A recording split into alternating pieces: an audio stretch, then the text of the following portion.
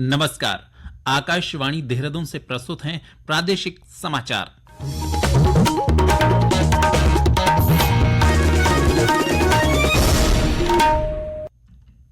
पहले मुख्य समाचार।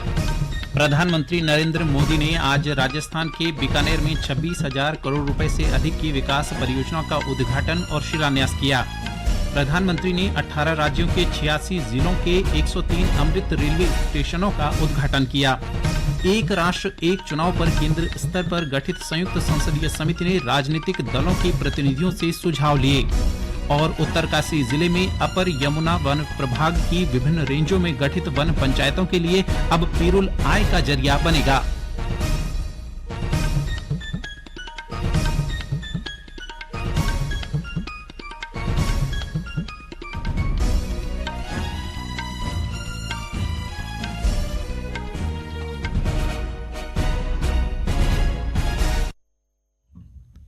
प्रादेशिक समाचार के साथ मैं संजय भंडारी। और अब समाचार विस्तार से।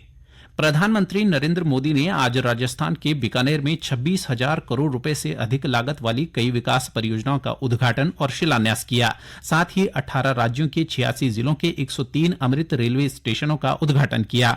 इस अवसर पर आयोजित कार्यक्रम को संबोधित करते हुए प्रधानमंत्री ने कहा कि विकसित भारत बनाने के लिए आज देश में आधुनिक इंफ्रास्ट्रक्चर बनाने का यह बहुत बड़ा महायज्ञ चल रहा है।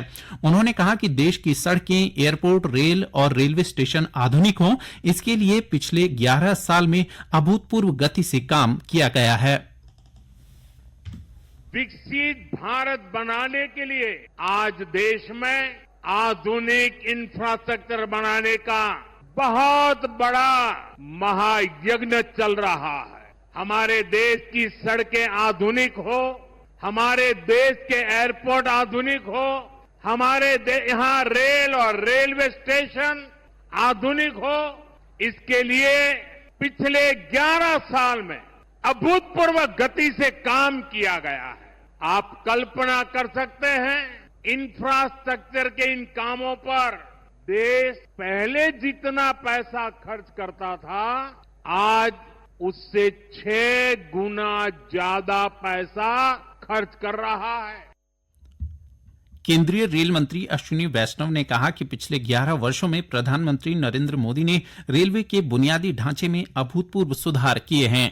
पिछले 11 वर्षों में हमारे प्रधानमंत्री श्री नरेंद्र मोदी जी ने रेलवे के मूलभूत ढांचे में अभूतपूर्व रिफॉर्म्स किए हैं। इन 11 वर्षों में 34,000 किलोमीटर पटरियां बनी है। पूरे जर्मनी में जितनी पटरियां हैं उससे ज्यादा इन 11 वर्षों में बनी है। 47,000 किलोमीटर विद्युतीकरण किया है माननीय प्रधानमंत्री जी ने। वंदे भारत, नमो भारत, अमृत भारत, कई तरह के नई जनरेशन की गाड़ियां बनाई। पुराने आईसीएफ कोच को मिशन मोड में एलएचबी से कन्वर्ट किया। 42,000 नए एलएचबी कोच बनाए। देहरादून जिले में स्कूलों में मिड डे मील यानी मध्याह्न भोजन की गुणवत्ता को लेकर जिलाधिकारी सविन बंसल ने सख्त रुख अपनाया है। उन्होंने कहा है कि सभी स्कूलों में मध्याह्न भोजन के लिए अलग से रसोई होनी चाहिए। जिले के 125 स्कूल ऐसे हैं जहां आज भी रसोई नहीं है। इस पर नाराजगी जताते हुए उन्होंने शिक्षा विभाग को अनटाइड फंड से 1 करोड़ रुपए धनराशि जारी की। कलेक्ट्रेट सभागार में प्रधानमंत्री पोषण शक्ति निर्माण योजना की समीक्षा को लेकर जिला स्तरीय क्रियान्वयन एवं अनुश्रवण समिति की बैठक में जिलाधिकारी ने कहा कि बच्चों के स्वास्थ्य और पोषण के साथ कोई समझौता नहीं किया जाएगा। बैठक में जिलाधिकारी ने निर्देश दिए कि स्कूलों में खाना पकाने के लिए सिर्फ आयरन या स्टील के बर्तन ही इस्तेमाल किए जाएं और एल्यूमिनियम बर्तनों को तुरंत हटाया जाए।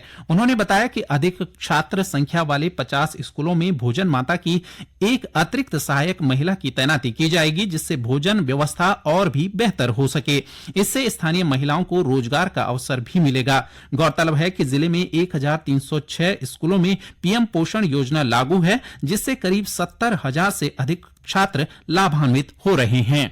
ये समाचार आकाशवाणी के देहरादून केंद्र से प्रसारित किए जा रहे हैं। ताजा समाचार के लिए आप हमारे सोशल मीडिया एक्स व Facebook page Akashvani news Uttarakhand को फॉलो कर सकते हैं। साथ ही ये समाचार हमारे YouTube channel Akashvani news Uttarakhand पर भी उपलब्ध हैं। एक राष्ट्र एक चुनाव पर केंद्र स्तर पर गठित संयुक्त संसदीय समिति उत्तराखंड के 2 दिवसीय दौरे पर है। दौरे के पहले दिन समिति ने देहरादून में राजनीतिक दलों के प्रतिनिधियों से उनके सुझाव जाने। साथ ही समिति ने एनटीपीसी, एनएचपीसी, टीएचडीसी और आरईसी जैसे सार्वजनिक उपक्रमों के प्रतिनिधियों से भी चर्चा की और उनकी राय जानी। इससे पहले समिति के अध्यक्ष पीपी चौधरी और अन्य सदस्यों ने विधानसभा अध्यक्ष रितु खंडूड़ी भूषण के साथ देश में एक साथ चुनाव पर विचार विमर्श किया। विधानसभा अध्यक्ष ने समिति को महत्वपूर्ण सुझाव दिए। समिति आज मुख्य सचिव के साथ ही गृह, वित्त, विधि, शिक्षा विभागों के प्रमुखों, पुलिस महानिदेशक के साथ चर्चा करेगी। इसके बाद बार काउंसिल के पदाधिकारियों, वरिष्ठ अधिवक्ताओं, आईआईटी रुड़की के प्रतिनिधियों के साथ एक साथ चुनाव पर भी बात करेगी और उनके सुझाव लेगी। स्थानीय स्तर की प्रमुख हस्तियों के साथ चर्चा के लिए भी एक सत्र निर्धारित किया गया है। समिति अपने अध्ययन दौरे के दूसरे व अंतिम दिन बृहस्पतिवार को सबसे पहले सुबह उत्तराखंड के मुख्य सचिव के साथ ही गृह, वित्त, विधि, शिक्षा विभागों के प्रमुखों, पुलिस महानिदेशक के साथ चर्चा करेगी। दोपहर बाद बार काउंसिल के पदाधिकारियों, वरिष्ठ अधिवक्ताओं, आईआईटी रुड़की के प्रतिनिधियों के साथ एक साथ चुनाव पर बात करेगी और उनके सुझाव लेगी। स्थानीय स्तर की प्रमुख हस्तियों के साथ चर्चा के लिए भी एक सत्र निर्धारित किया गया है। उत्तरकाशी जिले में अपर यमुना वन प्रभाग की विभिन्न रेंजों में गठित वन पंचायतों के लिए अब पिरूल आय का जरिया बनेगा। विभाग ने पहली बार वन पंचायतों के माध्यम से 10 रुपए प्रति किलो की दर से पिरूल खरीदना शुरू कर दिया है। इससे जहां वनों में लगने वाली आग की घटनाओं पर रोक लगेगी, वहीं वन पंचायतों को आर्थिक लाभ भी होगा। एक रिपोर्ट।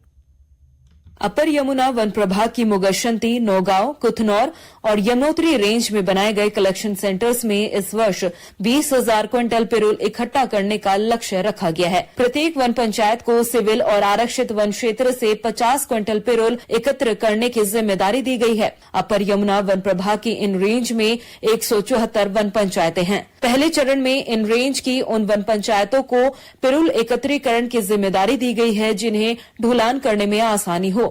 विभागीय अधिकारियों का मानना है कि अपेक्षित परिणाम आने पर अगले वर्ष प्रत्येक वन पंचायत को इस मुहिम से जोड़ा जाएगा। मुगशंती रेंज के वन क्षेत्र अधिकारी शेखर राणा का कहना है कि मुगशंती और नौगांव रेंज से पिरूल एकत्रीकरण का कार्य शुरू कर दिया गया है। वन पंचायतों ने पिरूल पहुंचाना भी शुरू कर दिया है। प्रत्येक वन पंचायत को 50 क्विंटल पिरूल का लक्ष्य दिया गया है। गौरतलब है कि जंगलों में लगने वाली आग की घटनाओं का मुख्य कारण पिरूल माना गया है, जिससे प्रत्येक वर्ष वन संपदा और जीव जंतुओं को भारी नुकसान पहुंचता है।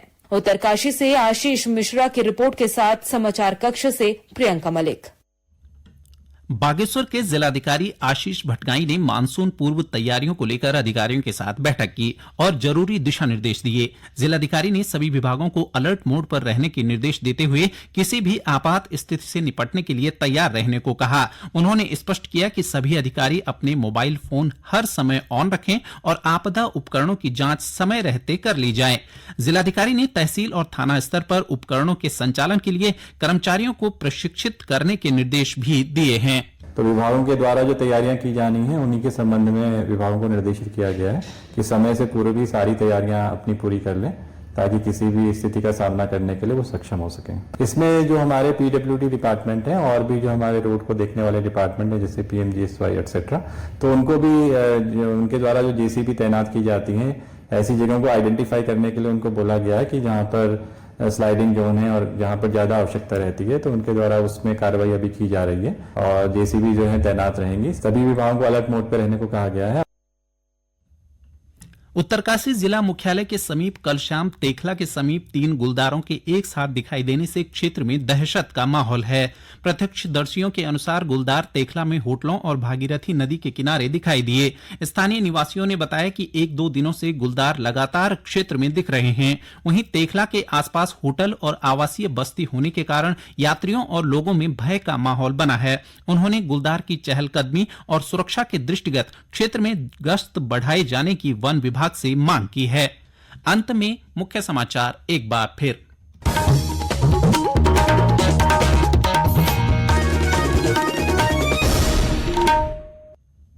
प्रधानमंत्री नरेंद्र मोदी ने आज राजस्थान के बीकानेर में 26,000 करोड़ रुपए से अधिक की विकास परियोजनाओं का उद्घाटन और शिलान्यास किया। प्रधानमंत्री ने 18 राज्यों के 86 जिलों के 103 अमृत रेलवे स्टेशनों का उद्घाटन किया। एक राष्ट्र एक चुनाव पर केंद्र स्तर पर गठित संयुक्त संसदीय समिति ने राजनीतिक दलों के प्रतिनिधियों से सुझाव लिए। और उत्तरकाशी जिले में अपर यमुना वन प्रभाग की विभिन्न रेंजों में गठित वन पंचायतों के लिए अब पिरूल आय का जरिया बनेगा। इसके साथ ही प्रादेशिक समाचार का ये अंक समाप्त हुआ। अगला समाचार बुलेटिन शाम 6:30 बजे प्रसारित किया जाएगा। नमस्कार।